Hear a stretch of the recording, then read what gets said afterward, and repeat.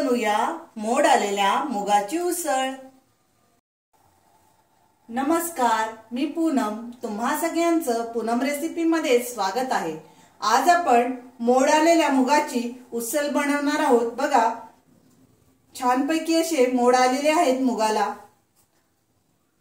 इथे आपण फोडणीसाठी कांदा, कढीपत्ता, हळदी पावडर, गरम मसाला, धनिया पावडर, आलं लसूण पेस्ट, हिंग, टोमॅटो, कोथिंबीर, ओलं खोबरं, मीठ, राई, जिरं, फोडणीचं साहित्य दाखवलंय। आता आपण कढई गॅसवर ठेवलेली आहे, त्यामध्ये एक पळी तेल टाकलेलं आहे। तेल गरम झालंय, त्यामध्ये आपण जिरं टाकूया।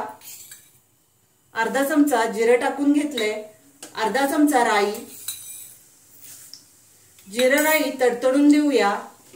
2 मिनिटं जिरं राई तडतडलेली आहे, त्यामध्ये आपण हिंग टाकूया। थोडासा इथे हिंग टाकलेला आहे, त्यामध्येच कढीपत्त्याची पानं आपण टाकून घेऊ।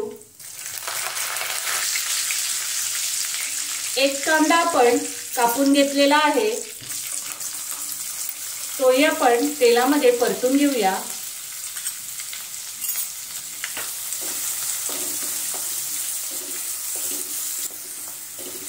कांद्यामध्येच आपण चवीनुसार मीठ टाकूया।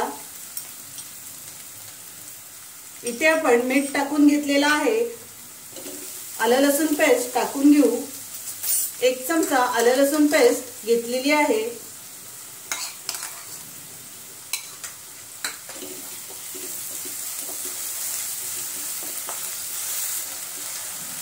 एक टोमॅटो बारीक चिरून घेतलेला आहे, तोही त्यामध्ये टाकून घेऊ।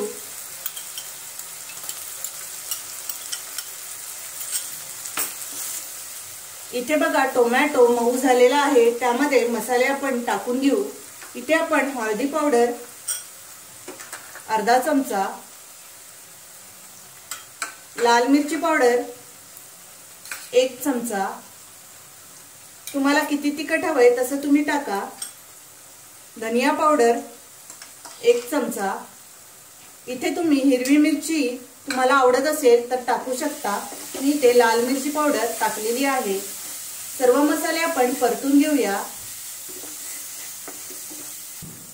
सर्व मसाले आपण परतून घेतलेले आहेत, त्यामध्ये मोड आलेले मूग आपण स्वच्छ धुवून घेतलेले आहेत, ते त्यामध्ये टाकूया। छान अशी उसळ मुगाची तयार होते।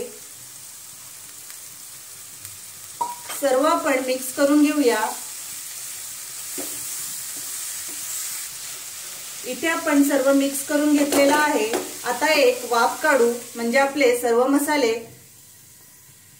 मिक्स होतील। इथे आपण 2 मिनिटं चांगली वाफ काढून घेतलेली आहे। आता आपण त्यामध्ये मूग शिजण्यासाठी 1 ग्लास पाणी टाकणार आहोत।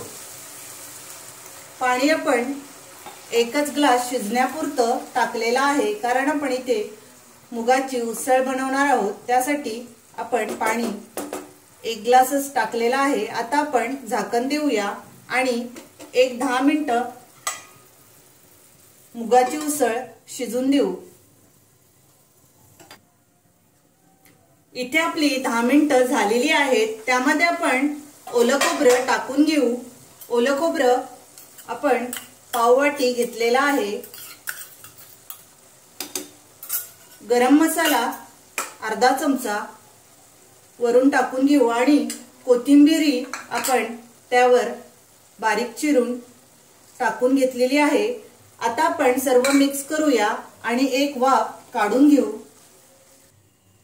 इथे आपण एक वाफ काढून घेतलेली आहे। बघा, खूप छान अशी मुगाची उसळ तयार झालेली आहे। मुलांना शाळेला टिफिनसाठी तुम्ही अशी उसळ देऊ शकता।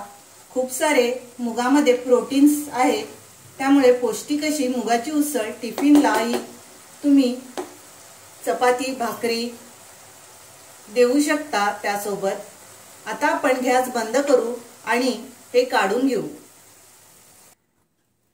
इथे आपण मुगाची उसळ काढून घेतलेली आहे।